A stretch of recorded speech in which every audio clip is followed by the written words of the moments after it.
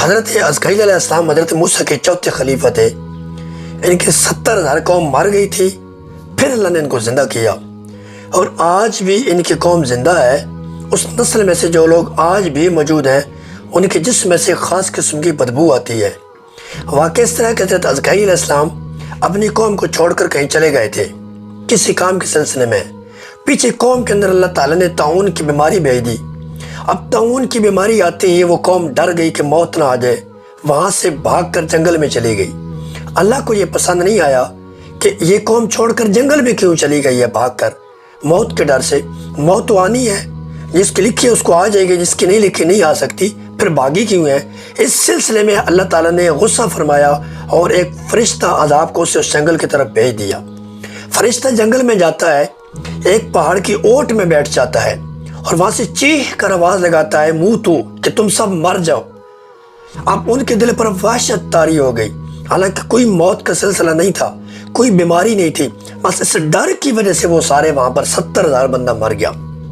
اتنی زیادہ تعداد تھی، کفن و دفن کا انتظام نہیں تھا۔ 8 دن ان کی لاشیں پڑی رہیں اس طریقے سے، اور بدبو جنگل سے باہر پھیلنے لگی، لاشیں گلنے سڑنے کی وجہ سے۔ لوگوں نے تنگ آ کر باہر دیوار بنا دی کہ چلے کچھ نہ کچھ تو فرق آ جائے گا۔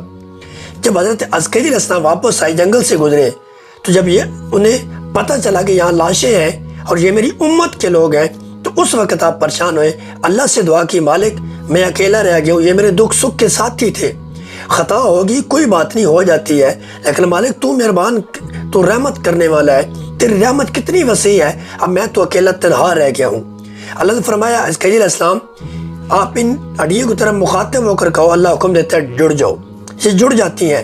پھر اللہ فرماتا اب انہیں کہو کہ اللہ حکم دیتا ہے کہ ان کو اوپر گوشت آ جائے، ایسے گوشت آ جاتا ہے۔ پھر تیسری مرتبہ اللہ فرماتا ہے انہیں کہو کہ اللہ حکم دیتا ہے کہ اس کے اندر روح آ جائے، اور یہ جب آپ کہتے ہیں تو 70,000 بندہ کھڑا ہو جاتا ہے۔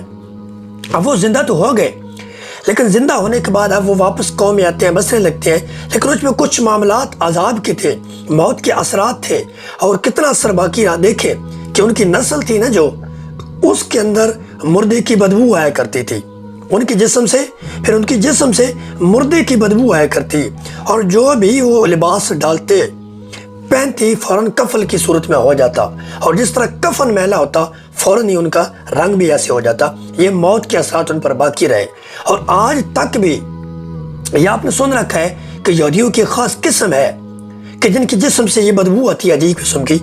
باقی اثرات تو ختم ہو گئے، لیکن یہ اثر ان کی نسل میں آج بھی باقی ہے، کہ آج بھی جو رہتے ہیں ان کی نسل میں سے یہودی آتے ہیں جو ان کی نسل سے ہیں، ان کے جسم سے انسانی گوشت کے سڑنے کی بدبو آتی ہے۔ اور یہ اکثر ہم نے سنا ہے کہ اس طرح کچھ ایسے لوگ ملتے ہیں، جس طرح کے انگریز ہیں، ان کی جسم بھی خاص قسم کی بدبو آتی ہے، چاہے جتنا وہ صاف ستھرا ہو، لیکن وہ ان کی جسم سے آتی ہے۔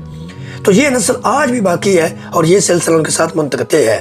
تو موت تو اللہ کی طرف سے لکھی ہے، وہ آ کر رہے گی، انسان دوڑ نہیں سکتا۔ اگر نہیں لکھی تو پھر کبھی یہ نہیں ہو سکتا کہ آ جائے گی، اور پھر وہ امت زندہ رہی، ان کے نسل بھی آگے چلی، اور وہ لوگ اتنے زندہ رہے جن کی پہلی عمر لکھی ہوئی تھی، اپنی اپنی عمر پوری کر کے وہ لوگ فوت ہو گئے، لیکن نسلوں کے اندر یہ چیز منتقل ہو گئی۔